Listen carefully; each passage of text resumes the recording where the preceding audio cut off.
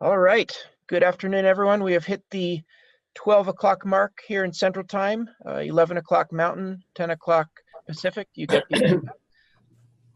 This is Brian Potts with Liberty Technology Advisors. We're bringing to you today our April edition of our webcast with Joel Schneider. Today we're talking about everybody's favorite topic, ERP and Business Process. I say that half jokingly. It's not a new topic, but this is something that is still greatly misunderstood in our industry, and wanted to invite Joel Schneider along to give his input into what this actually means. So with that, quick housekeeping item. If you have any questions, you'll see a Q&A button at the top of your screen. Please type in and we'll get questions answered at the end.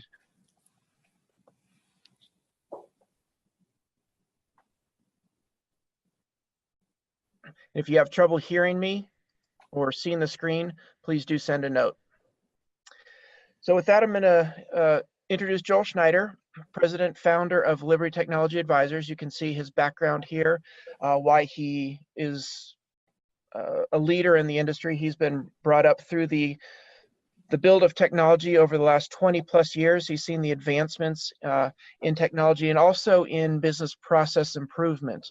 The concept of improving businesses with the use of technology, not the other way around. And he's going to talk a little bit about what it means to actually improve a business with this support of technology. Technology alone doesn't necessarily do it, and Joel's going to share his insight into what that means. Little background on LTA, who we are, just a quick summary. We are an independent strategic management consulting company. What that means is we take our clients' interests. We don't sell, promote any particular software or hardware package. We can remain completely agnostic when we help evaluate and implement technologies. Around since 1995, we've got a very core group of consultants that take a business first approach in our consulting. So today we're going to talk about ERP and BPR. BPR stands for Business Process Reengineering. We're going to talk first about what that means, difference in definitions. There's a lot of confusion in the industry in terms of terms like blueprinting, requirements, process mapping. What does this all mean? Why is BPR a critical piece of an ERP implementation? Should process or technology lead? The concept of best practice and how to apply that to your situation. We'll go through a few standard questions that we've prepared for Joel. We're going to let him talk off the cuff, and where this really gets fun is if you have any questions as an audience, please type those in, and we'll input those either as they fit in with the discussion or at the end for the Q&A session. So please type those in as they pop up. So with that, we're going to jump straight into question number one. And Joel, I'm going to hand it off to you at this point. We hear similar terms thrown around: blueprinting, reengineering, mapping, current state, future state, requirements. Please summarize what we're talking about here today. Well, first, let me thank everyone for joining us today. And Brian, thanks for the introduction. And I think one of your introductory comments was really spot on. And I think you said it's all about business first. So when we talk about blueprinting, reengineering, current state, future state, mapping, it's all about improving your organization and your business performance and operations. That's really what it's all about. So it's the concept of blueprinting, reengineering, and all these other words are usually misunderstood and misconstrued, and they're talked about in various ways that aren't consistent. So we like to talk about, when we talk about business process reengineering and your operation software, commonly referred to as ERP software, it's all about the documentation of not just your future state or not just best practices, but it's understanding what you do today in your current state. And more important than that, it's how you do it. And then you have to drive a level deeper than that and ask why you do it that way. Because we have to understand not just what and how, but why, because we want to understand how to improve it. So our approach is to take a holistic approach And I really like the word that was on this question, blueprinting. Blueprinting is a good word because it comes from the construction industry. It talks about all the independent components when you build a structure. There's a foundation, there's lumber, there's electrical system, plumbing systems, roofing systems, etc. Those are independent components. So blueprinting comes from construction industry and talks about independent components. We want to take the holistic approach and talk about business process reengineering that isn't about independent components or on a departmental basis, but business requirements and reengineering from a cross-functional or intra-departmental. So in other words, take that holistic approach. And I know this is a long answer to a short question, Brian, sorry about that, but it's all about combining improved business processes with the tool, the technology, which is that ERP software, to truly gain efficiencies for your business. And the end result is not just efficiencies, but it's scalability, the opportunity to reduce cost, improved onboarding for new employees, improved training. So there's tremendous value that comes out of that. In your first comment, when you first made those introductions about business first, it's all about improving the business. It's not the technology for technology's sake. And one of the things, if your organization goes through this process, this is truly your opportunity not to make any marginal improvements to your business, but to make dramatic improvements to your business. And the word that's bandied about a lot is transformational, but it's true. You could truly make transformational shifts in your company. It does require the combination of business process reengineering and ERP, but I don't want to forget the importance of change management, because it's all about changing how you do things, as well as just getting everyone on the team on board. So change is critical to that. I just want to throw that last comment out there. So again, it was a long answer to a short question, but take that holistic approach and you could truly drive tremendous benefits. Great, thank you, Joel. So question 2, so why and how does BPR go along with an ERP implementation? You just mentioned a second ago that both are required, but how do they work with each other? So this is really what it's all about. It's not just BPR and BPR, and it's not just an ERP system. The two need to go along together, because that's how you actually drive improvements. So implementing an ERP system on its own does and probably improves your organization.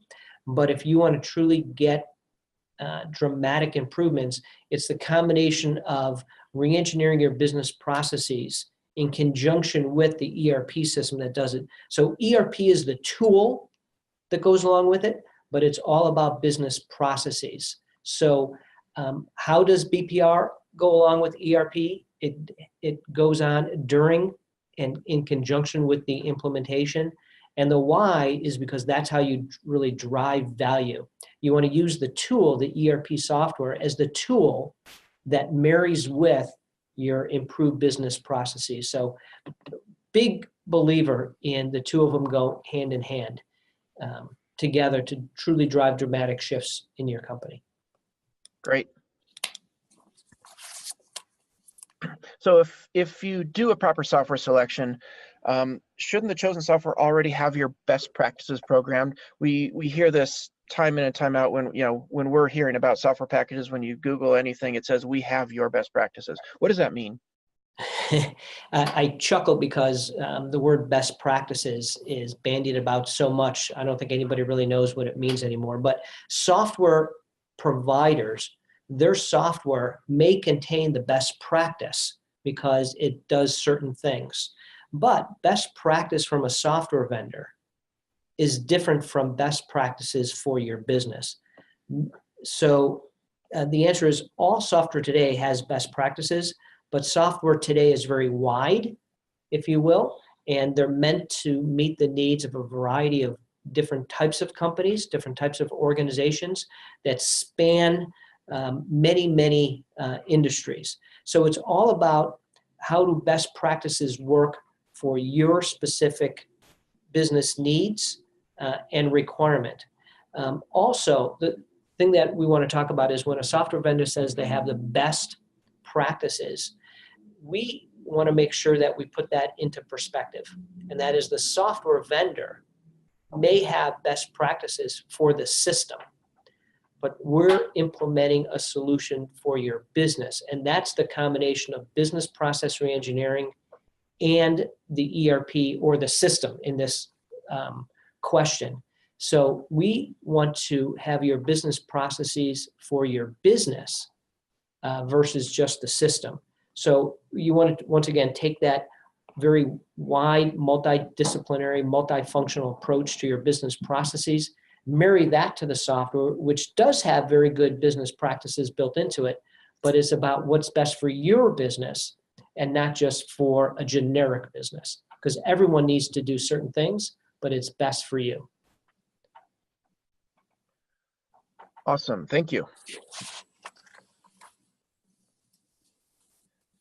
So question 4, please walk us through how to determine then which processes need to change and if it's better to take those software best practices or modify the system. You're kind of leading in from what you were just talking about.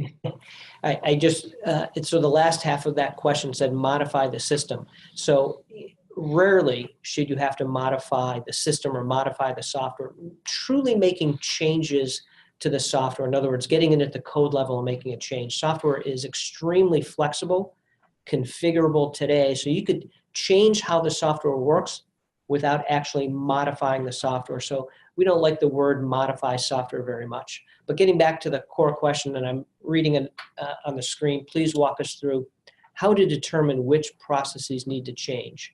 So it's not which process. This is all about understanding current state and driving to that future state for your optimized business practices, which drives your key and unique functional requirements, which can therefore help you configure that software to meet your needs. An easy example would be many companies have to do a 3-way match in the procure to pay process. Most software products do 3-way matching, but they may not do it the way you need to do it in your company based upon your specific needs and requirements. For example, you may bring every thing that comes in your door through a quarantine process. Maybe you do a sample inspection. Maybe there's a quality control step, certifications.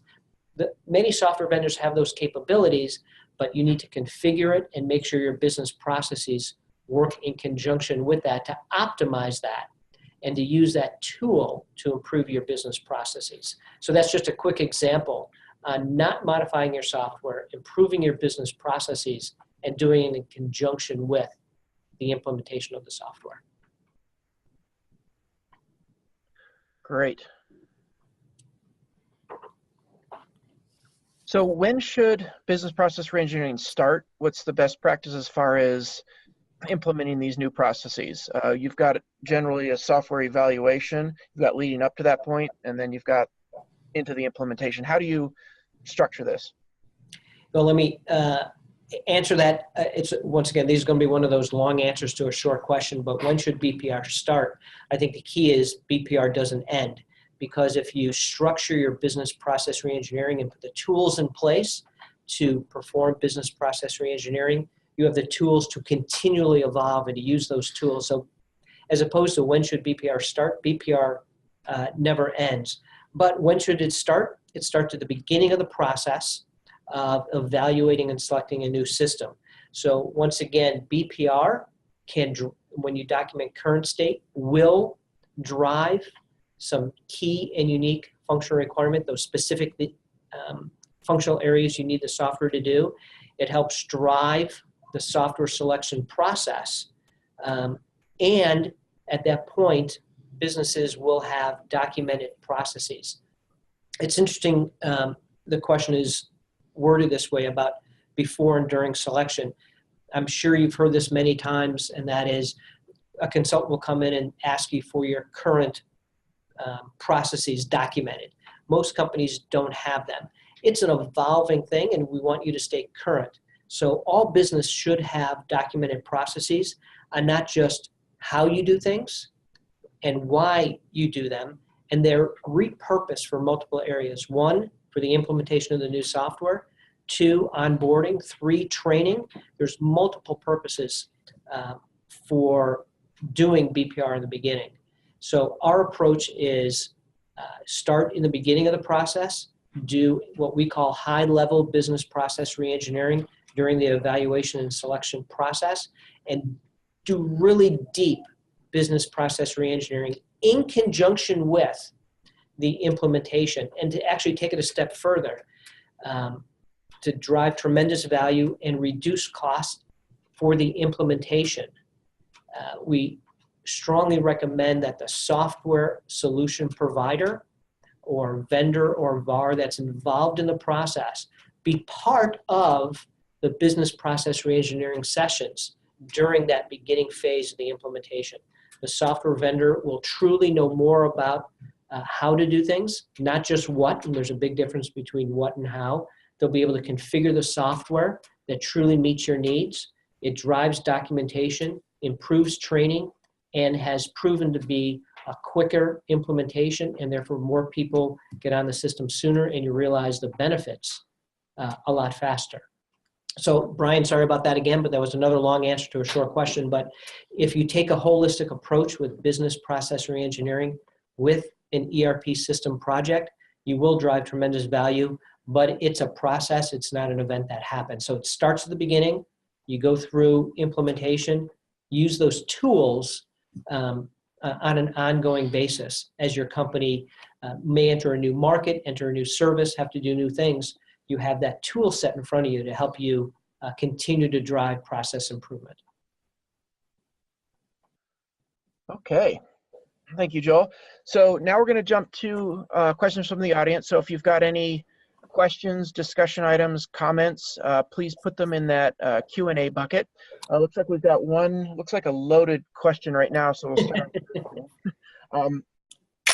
It says, who should do BPR? Is this something a vendor or consultant should do, or is this something we can do internally? Well, I'm not sure that's a loaded question or not, but let's take a look at it from the easy answer. Doing business process reengineering is better than not doing it at all. So who does it is secondary. So as long as you go on the route of doing it, it's very important. Second, we feel that the vendor's can do business process reengineering, but once again, they're going to do it from what the software system does and may not take a look at it from the business perspective. So you could do it internally if you have the skill set to do it. You could have the vendor do it. You could bring in a third-party consulting firm that is truly independent, that's done it 100 times, and has the experience from hundreds of other companies to bring fresh ideas and a fresh set of eyes to how you do things, and the ability to challenge you in a structured format that is very open, free-flowing, that could generate ideas and thoughts from your team. And what I mean by the team is in the room at the same time. You need to get all the people from all your functional areas in the room at the same time and talk about a business process, because a business process by definition spans departments. So that's why a lot of companies use third parties, is to bring those fresh set of eyes and the experience to the table. Okay. And great. It looks like we got one more. It says, do you recommend any tools? So there are a ton of great tools out there to help document business processes. Any tool is better than no tool. You want to start simple, so you could start using like Visio diagrams with simple swim lanes would be the great tool that you may want to start with. There's other tools that software vendors have with them that actually configure the software based upon process flows. So that's going to be a decision that each company makes independently. But documenting current processes, current state, future state, opportunities for improvement, I would go with Visio to start with, which is just one product. There's many others out there. I'm not endorsing Visio. It's just an easy to use and common tool that's out there. Great. So if there's any other questions, please send those in now. Thanks again for joining us today. If you liked what you saw, we're going to be doing this every month. We'll be scheduling shortly for our May webcast. And thank you again, Joel. Oh, we got, sorry, one more note here. One more question. I was invoiced with a firm which decided to migrate from Oracle to Deltek CostPoint. I felt CostPoint was not a good choice because of how stringent it was in respect to BPR. Thoughts? I'm not sure that I got the first part of that. I was invoiced. I'm sorry, involved. Oh, I was. Sorry, misread. So this person was involved with a project going from Oracle to another product, and they weren't happy with the flexibility of business process reengineering with that product. Is that the crux of the question? Just how stringent it was in respect to BPR. Well, it's interesting because once again, we need to separate. And there was a great, one of the questions in the beginning, question 2, 3, or 4, whatever it was, talked about the difference between best practices in the system versus best practices for your business. Don't be constrained about what might or might not be in the system.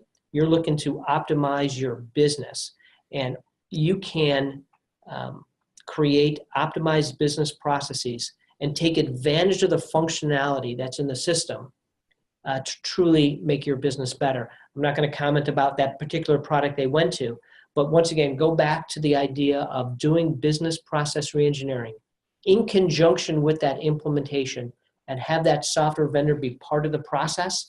That's how you could drive things. So unfortunately, I can't comment on that specific situation, but most software products are flexible enough to adapt to improve business processes.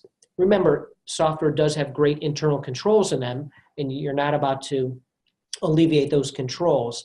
But once again, if you do business processes using cross-functional teams with everyone at your company, involve the technology partner that you brought on board, you should be able to drive value.